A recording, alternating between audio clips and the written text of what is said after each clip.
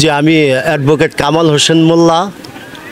আমি আড়াইহাজার থানা বিএনপির সাংগঠনিক সম্পাদক এবং আমি বর্তমানে বিভিন্ন সামাজিক কাজের সাথে জড়িত, রাজনৈতিক কাজের সাথে জড়িত। আজকের যেই পড়ন্ত বিকালে যেই আমরা মেলা, বৈশাখী মেলা দেখতেছি, এটা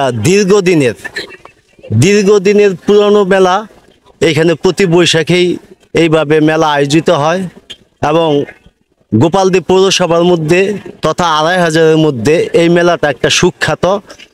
এখানে মেলা যেইভাবে হয় এবং সবাই যেইভাবে এটাকে সহযোগিতা করে, বিশেষ করে আমাদের নেতা, প্রাণপ্রিয় নেতা, আড়াইহাজারের 7 লক্ষ মানুষের প্রাণের স্পন্দন নজরুল ইসলাম আজাদ সাহেব এই মেলা বা বিভিন্ন ধর্মীয় লোকেদের যেইভাবে সুবিধা হয় এবং যেই অনুষ্ঠানের মাধ্যমে বিভিন্ন ধর্মীয় লোকেরা অনুষ্ঠান পালন করতে চায়, সেইভাবেই আমাদেরকে নির্দেশনা দিয়েছে যাতে শান্তিপূর্ণভাবে সমস্ত অনুষ্ঠান, এবং সেটা হিন্দু, বৌদ্ধ, খ্রিস্টান, মুসলমান প্রত্যেকের অনুষ্ঠান যাতে শান্তিপূর্ণভাবে পরিচালিত হয়, সেইভাবে আমাদের নির্দেশনা দেওয়া।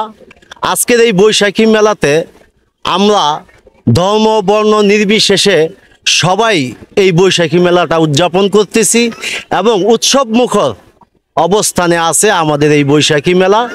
আমরা ভবিষ্যতে আজাদ সাহেবের নির্দেশ এই বৈশাখী মেলা সহ ঈদ উদযাপন, পূজা উদযাপন বা বিভিন্ন ধর্মীয় অনুষ্ঠান উদযাপনের জন্য সর্বদাই আমরা সচেষ্ট থাকব যে প্রতি বছর রীতি এবং নীতি অনুযায়ী যাতে প্রতি বছরই এই অনুষ্ঠানগুলা সুস্থ এবং সুন্দরভাবে পরিচালিত হয়, সেই দিকে আজাদ সাহেবের দীর্ঘ পরিকল্পনা এবং নির্দেশনা রয়েছে। তো সেই প্রেক্ষিতে প্রতি বছরই আমাদের এই সদাসদি মাঠে এই বৈশাখী মেলা হবে, আরও উৎসব মুখর ভাবে এই বৈশাখী মেলাটা হবে।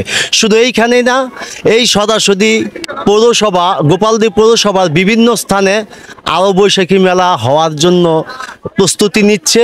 সেইখানেও আজাদ সাহেবের নির্দেশনা আছে যাতে এই বৈশাখী মেলার মধ্যে হিন্দু, বৌদ্ধ, খ্রিস্টান, মুসলমান সবাই যাতে শান্তিপূর্ণ এবং সিকিউরভাবে আসতে পারে এবং ওই প্রোগ্রামগুলো যাতে ভালোভাবে হয়, সেই দিকে আজাদ সাহেবের নির্দেশনা আমাদের খুব সুনির্দিষ্টভাবে দেওয়া আছে। তাই আমি মনে করি প্রত্যেকটা বৈশাখী মেলায় অন্তত 2500-এর ভিতরে যতটা বৈশাখী মেলা হবে ততটা প্রত্যেকটা আমাদের নেতার নির্দেশনায় ভালোভাবে হবে এবং প্রতি বছরই হবে। একটা দেশের কালচার বা বিভিন্ন জিনিস পরিবর্তন করে তরুণ সমাজ। আজকে আমাদের এইখানে এই যে তরুণ সমাজের একজন আছে আবু সাইদ, আমাদের শ্রমিক দলের তরুণ একজন আছে, শ্রমিক দলের সভাপতি।